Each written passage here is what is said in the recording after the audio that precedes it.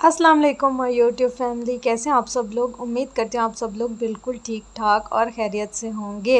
ये श्याम साहब ने पहली दफ़ा पहनी है जूती और ये सर परेशान है कि ये मेरे साथ हुआ क्या है। क्या हुआ है श्याम? ये कूद रहा है, उछल रहा है, पर इसको समझ ही नहीं आ रही कि ये हो क्या रहा है। क्या हुआ है श्याम? क्या हुआ? क्या हुआ? क्या हुआ है? हाँ, क्या हुआ है श्याम?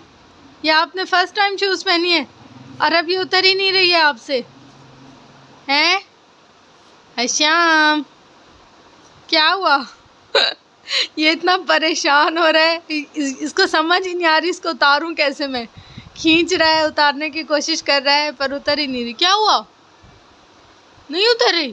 खैर, ये तो थे जी हशाम के नखरे, जो हम देखते रहते हैं। सारा दिन ही यही चलता रहता है, इसके नाज नखरे उठाना हमारा काम बन गया है ज़िंदगी का। अब हम आते हैं अपने नाश्ते की तरफ। आज हम लोग क्या बना रहे हैं, मतलब रात में सालन पड़ा हुआ था, चिकन का कीमा, तो मैं अभी उसी को ही रिफ़्रेश कर रही हूँ सुबह थोड़े से डिफरेंट स्टाइल में। आप सोच रहे होंगे कि मैंने इतनी ज़्यादा धनिया क्यों डाली है। अक्सर लोग पालक वगैरह जैसे ग्रीन वेजिस इनटेक करते हैं, तो मैं ज़्यादा जब धनिया आई हुई होती है ना, तो मैं उसको भी पालक की तरह से ही पका लेती हूँ। मुझे ना कच्ची, थोड़ी सी कच्ची कच्ची धनिया अच्छी नहीं लगती, तो मैं उसको थोड़ा सा फ्राई कर लेती हूँ, तो उसके टेस्ट थोड़ा सा डिफरेंट हो जाते हैं और अच्छा लगता है। क्योंकि पकने के बाद ना ये बिल्कुल पता नहीं चलता और किसी न किसी तरीके से खाई जाती है ये।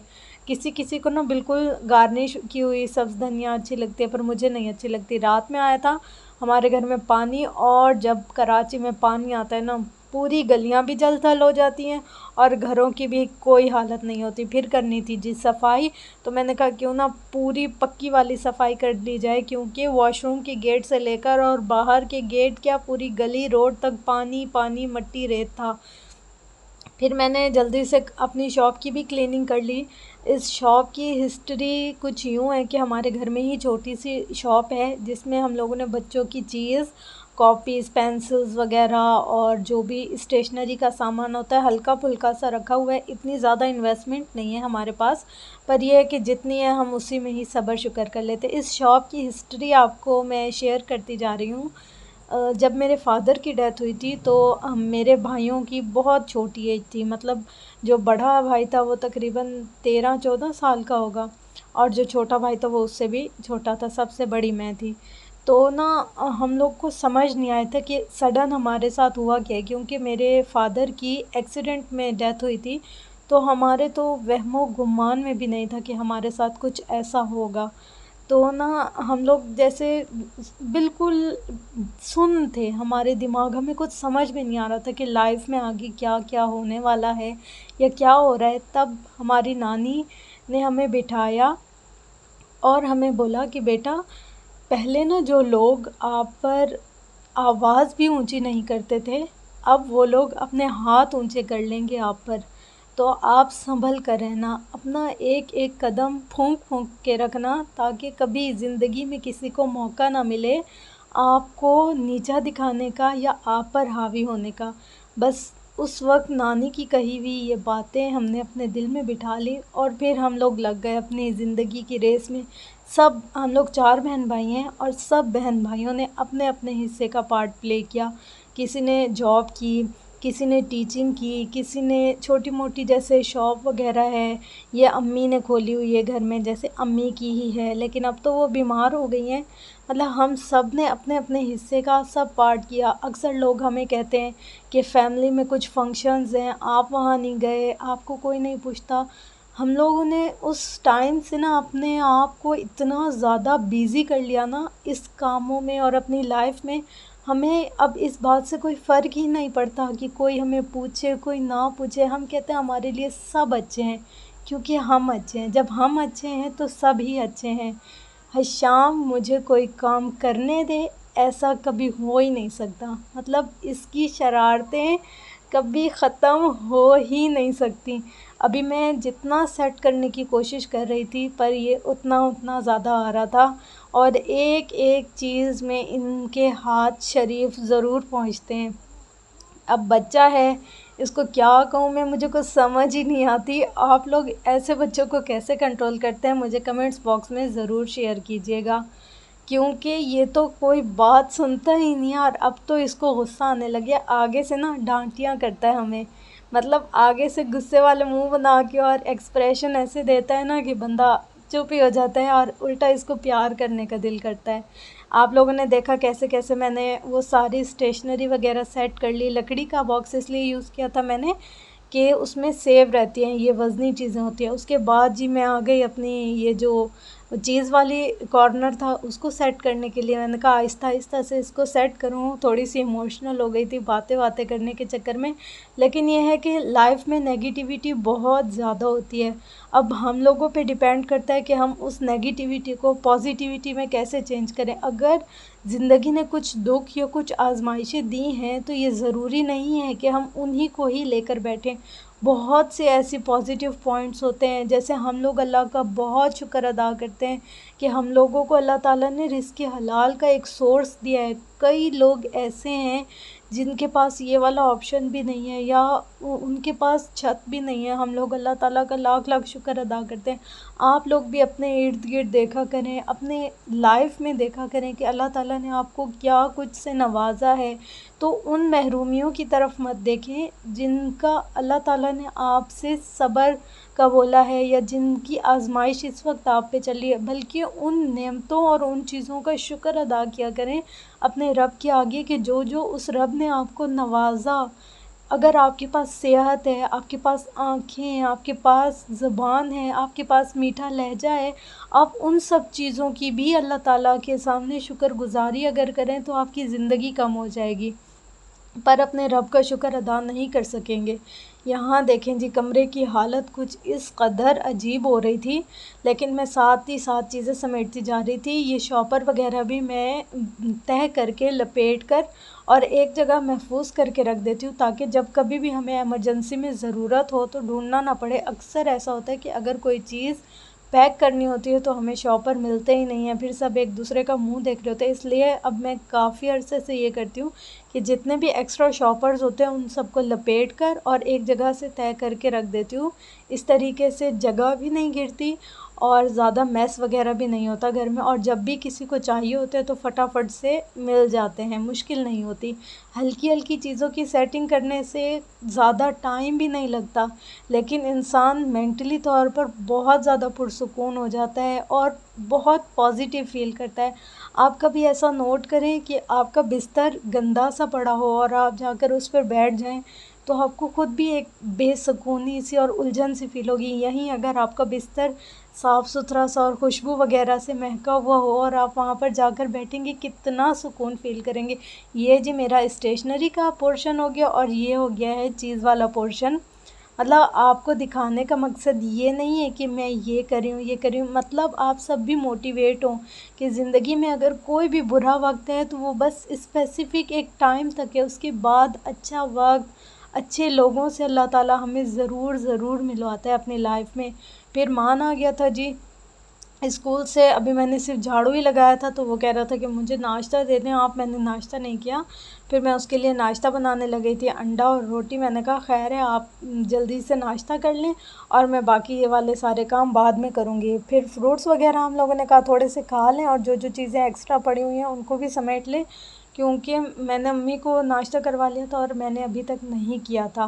तो मैंने कहा खैर है, अभी इन सारे कामों से निपटा कर पुरसुकून हो जाऊंगी ना, जब फिर मज़े से बैठ के खाना खाने का दिल भी करेगा। साथ ही साथ मैं जो भी किचन में कचरा वगैरह होता जा रहा था उनको भी साफ़ करती जा रही थी।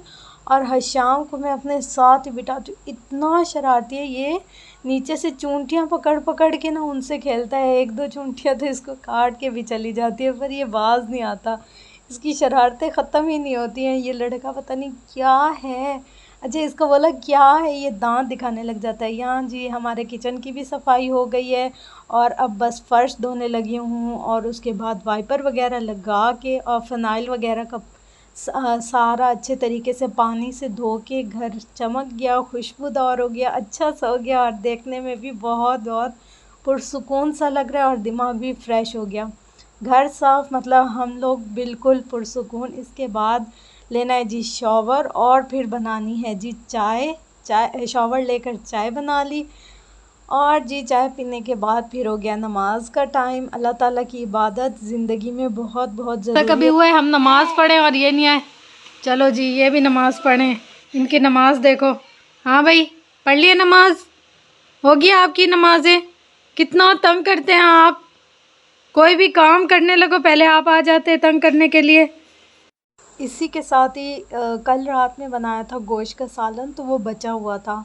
तो मैंने सोचा कि सालन को वेस्ट नहीं करते, रिस्क का कभी भी ज़िया नहीं करना चाहिए। अगर पहले तो बनाएं इतना कि जो फ़ौरन से ख़त्म हो जाए। अगर बाय चांस ज़ाहिर है घर है, थोड़ा कभी एस्टिमेट नहीं लगता बंदे का सही से, या कभी किसी का खाने का दिल नहीं होता तो बच जाता है। तो गोश्त का जो सालन बच गया था उसमें मैंने क्या किया, बहुत ही शोरबे वाला गोश्त था ना, तो मैंने दाल जो चने की होती है उसको धोकर अच्छी तरीके से और हल्का सा और पानी इसको पकने के लिए रख दिया। इतना पानी डाला कि दाल में ना थोड़े नरमाहट आ जाए। बिल्कुल पतली नहीं करनी है दाल, बिल्कुल नरम नहीं करनी है, हल्की हल्की सी सख्त रखनी है। फिर मैंने उसको अच्छे तरीके से कूट लिया, बिल्कुल जो हड्डियाँ वगैरह थी उनको निकाल लिया और उसके बाद उसके अंदर धनिया वगैरह डाल दी, क्योंकि नमक मिर्च वगैरह सब मसाले ऑलरेडी इसमें मौजूद थे, मुझे कुछ एक्स्ट्रा ऐड नहीं करना पड़ा। बस इसको धनिया वगैरह डालकर गूंद लिया अच्छे तरीके से और चेक कर लिया कि इसमें कोई लम्स वगैरह तो नहीं रह गए या कोई हड्डी का टुकड़ा कुछ रह तो नहीं गया। शुक्र है कुछ नहीं रहा था। तो मैंने कहा साथ साथ ही बर्गर बना ले, ताकि जो रात वाला बचा हुआ है उसमें थोड़ा सा चेंज आ जाए। अब वही वाला सालन अगर आज मैं रिपीट करती तो ये लोग सारे मुंह बनाते।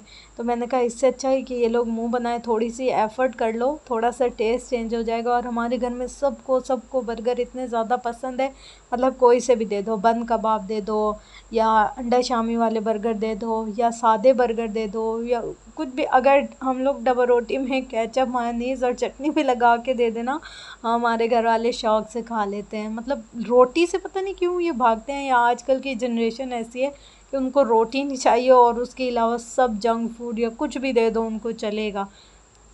अक्सर तो ऐसे करती हूँ मैं, जब मतलब शॉर्टकट करना होता है तो चिप्स के साथ भी हम लोग रोटी खा लेते हैं। जान छूटी वही सालन नहीं बनाना, आज दिल ही नहीं कर रहा।